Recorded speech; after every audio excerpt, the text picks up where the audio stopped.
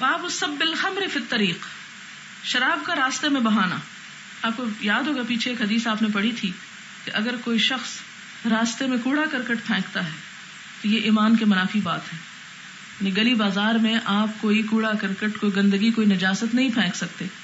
آپ صلی اللہ علیہ وسلم نے ان لوگوں پر لعنت برسائی ہے جو راستوں میں گندگی اور نجاست کو پھیلائیں یا سایہ دار درختوں کے نیچے گندگی پھیلائیں. تو گندگی پھیلانے میں آپ نے دیکھا ہوگا کہ بعض اوقات دیہات وغیرہ میں لوگوں کے گھروں میں ٹوائلٹس نہیں ہوتے، وہ رفع حاجت کے لیے کھیتوں وغیرہ میں جاتے ہیں، اور کھیتوں میں بعض اوقات اگر دن کو جائیں تو اور جگہوں پہ دھوپ ہوتی ہے تو وہ درختوں کے نیچے بیٹھ جاتے ہیں، جس سے دوسرے گزرنے والے راہداروں کو سطر کے اعتبار سے بھی اور گندگی کے اعتبار سے بھی سخت اذیت ہوتی. کسی کا پاؤں پڑ سکتا ہے، کسی کو اور کوئی راہ گزرتے ہوئے تکلیف ہو سکتی ہے. تو ایسا کرنے سے نبی صلی اللہ علیہ وسلم سختی سے روکا، بلکہ لعنت فرمائی.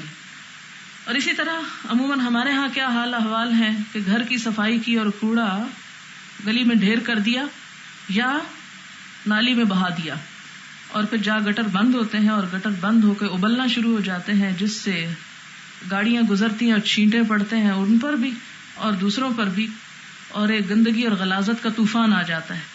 تو یہ چیزیں جو ہیں ایک اسلامی معاشرے کے جو اسلامی تشخص ہے اس کے منافی ہیں. اس سے روکا گیا اور بڑی شدت کے ساتھ روکا گیا، لعنت تک کی گئی. تو یہاں اب یہ بات چونکہ منع کی گئی ہے تو اب یہ ہے کہ حضور صلی اللہ علیہ وسلم کے زمانے میں جب شراب کو حرام کیا گیا تو وہ گلیوں میں بہائی گئی، تو پھر اس کا جواز کیا ہے؟ کیا یہ ایک غلط کام ہوا تھا؟ تب اس کے بارے میں بتایا جائے گا. حدثني محمد بن عبد الرحیم ابو یحییٰ اخبرنا عفان حدثنا حماد ابن زید حدثنا ثابت عن انس رضی اللہ عنہ كنت ساقی القوم فی منزل ابی طلحہ. حضرت انس رضی اللہ تعالیٰ عنہ کہتے ہیں کہ میں شراب پلانے پر مامور تھا. ساقی اردو شاعری میں بہت استعمال ہوتا ہے. فی منزل ابی طلحہ تھا، ابو طلحہ کے گھر میں. ابو طلحہ کے ہاں مجلس خمر تھی، شراب نوشی کی محفل بپا تھی اور میں شراب پلا رہا تھا. وکان خمرہم یومئذ الفدیخ، اور ان کی شراب اس دور میں کھجوروں سے بنتی تھی. فدیخ بطور خاص کھجور کی شراب کو کہتے ہیں، جو کہ مختلف چیزوں سے، مثلا انگور سے بھی بنتی ہے، گندم سے بنتی، جو سے بنتی، اسی طرح کھجور سے بنتی ہے. تو فدیخ نام ہے اس شراب کا جو کھجور سے بنتی. کہتے ہیں کہ اس دن وہ فدیخ پی رہے تھے. فامر رسول اللہ صلی اللہ علیہ وسلم منادیا ینادی، تو آپ صلی اللہ علیہ وسلم نے ایک آواز دینے والے کو، منادی کو آواز دینے کے لیے حکم دیا. الا ان الخمر قد حرمت، سنو شراب حرام کر دی گئی. ایک منادی کر رہا تھا. منادی ہوتا ہے ندا دینے والا، پکارنے والا. ایک پکارنے والا پکار رہا تھا کہ لوگوں شراب حرام کر دی گئی. قال، وہ کہتے ہیں فقال لی ابو طلحہ، تو ابو طلحہ نے مجھ سے کہا اخرج فاحرقها، جاؤ اسے باہر بہا دو.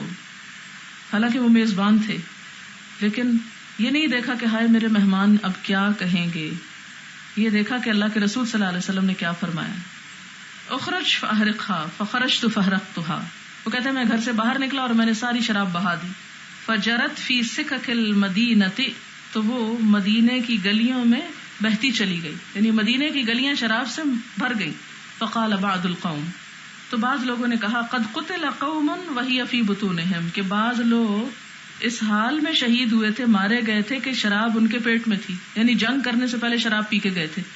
تو جنگ احد کی یہ بات ہے. جنگ احد کے موقع پر کچھ صحابہ کرام جو تھے وہ شراب پیے ہوئے لڑ رہے تھے اور اسی حال میں شہید ہو گئے. تو جب حرام ہوئی شراب تو ان کو فکر ہوا کہ ان کی شہادت بھی قبول ہوئی یا نہیں، کہ ان کے پیٹ میں ایک حرام چیز تھی.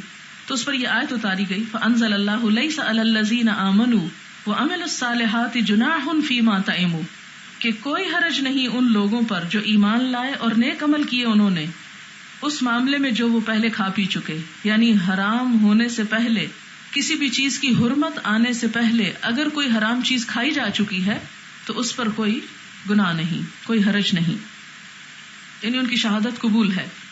یہاں پر بات یہ ہے کہ باقی گندگی تو گلی میں بہانا منع ہے، پھینکنا منع، حرام، جرم، ملعون فعل، لیکن اس کی کیوں اجازت ہے؟ اس لیے باہر نکال کے بہائی گئی تھی کہ پتہ چل جائے کہ یہ بے حرمت ہو گئی ہے چیز اور اس کی کوئی ویلیو نہیں، کوئی قدر نہیں، اور اپنے سے ایک طرح سے الزام دھونے کے لیے ایک برائی کو علل اعلان ختم کیا گیا.